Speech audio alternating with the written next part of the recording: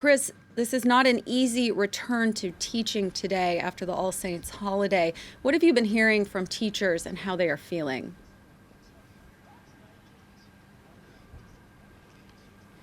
That's right, there's still a degree of apprehension and shock. Mr. Paty's murder was one which shocked France and sent shockwaves through its teaching profession, a profession which is regarded here really as the kind of the protector, the vanguard of the country's egalitarian Republican education system.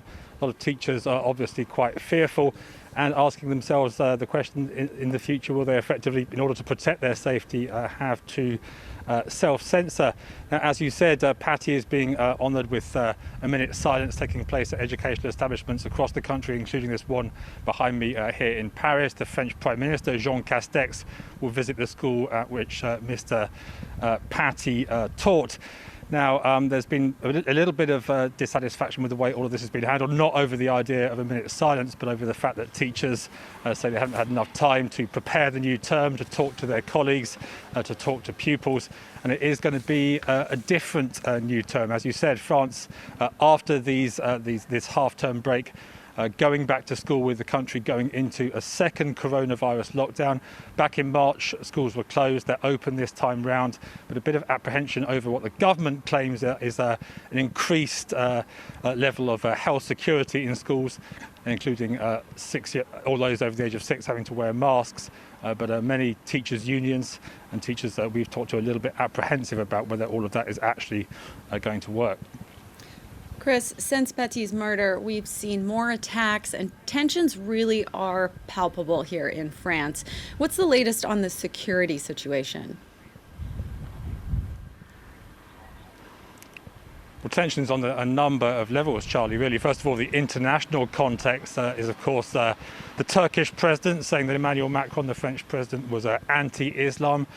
Protests and boycotts against the French taking place in several countries.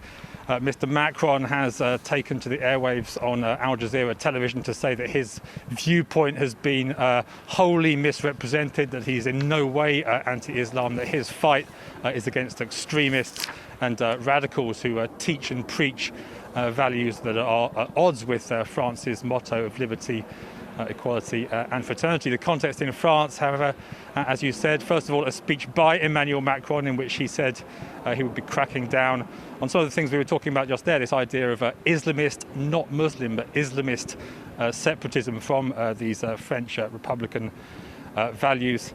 And of course the fact that he defended France's right, or anybody's right, to freedom of speech in the wake of Paty's killing, and the fact that Paty's killing was not an isolated event, an attack too on the former HQ of the satirical magazine Charlie Hebdo, and last week's murders at the cathedral in Nice.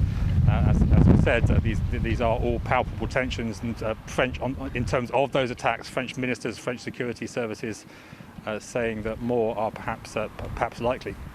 France 24 senior reporter Chris Moore, thank you for your reporting.